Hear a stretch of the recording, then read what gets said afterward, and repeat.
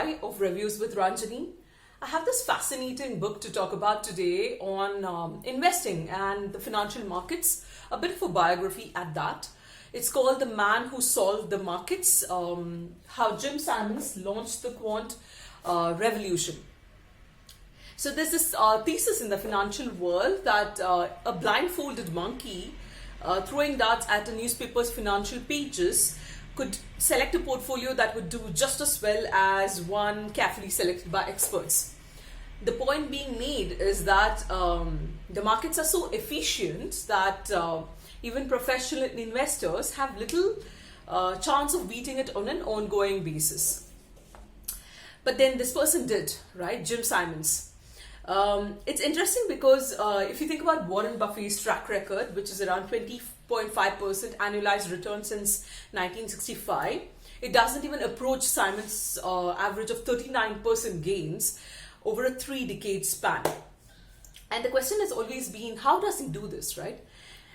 So Jim Simons is the greatest moneymaker in modern financial history, and no other investor, Warren Buffett, Peter Lynch, Ray Dalio, or Stephen Cohen, can even touch his record.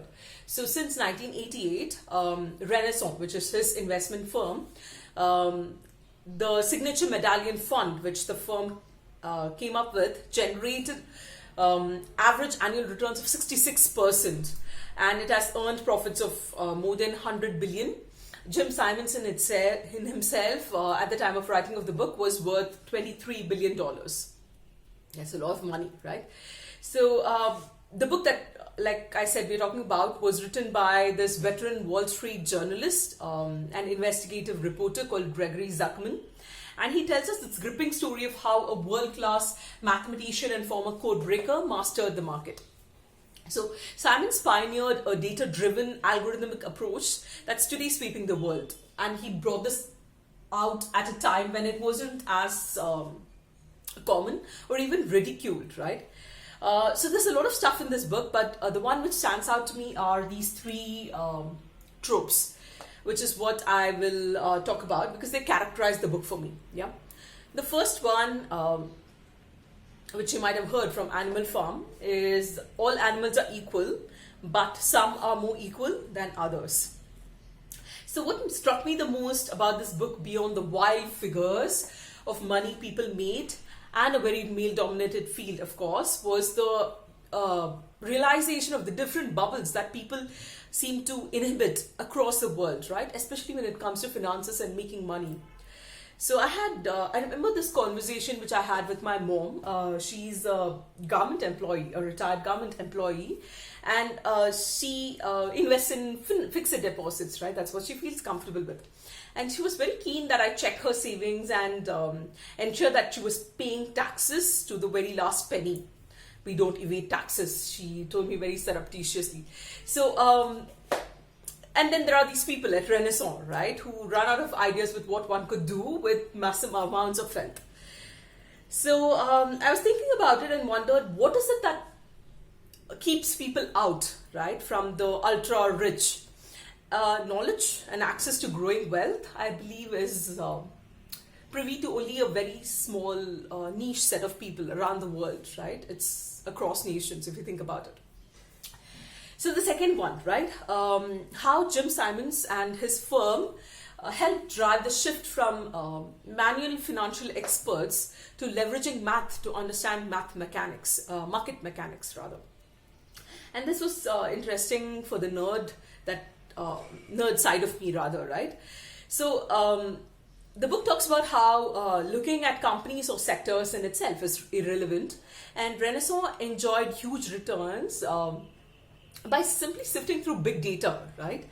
And how humans could potentially become irrelevant in that scenario of things, because the companies they command are mere replaceable cogs in the language of financial numbers.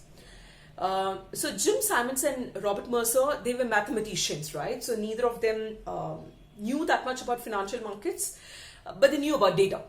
And they knew about the raw information they could collect from a staggering array of sources, right? And within which there were these hidden patterns which they could uncover. and they helped pioneer quantitative investing, relying on complex computer programs rather than human judgment, right, in order to make trading decisions. And clearly it seemed to work out well for them in the long run. And the third thing which I found very interesting was how one could be a scientist but yet have very strong opinions about things which are like climate change, for example, and how this firm in itself, or how they could have an impact in the world beyond financial markets. So as the book introduction reads, as Renaissance became this market force, its executives began influencing the world beyond finance. And Simons became a major figure in scientific research, education, and liberal politics.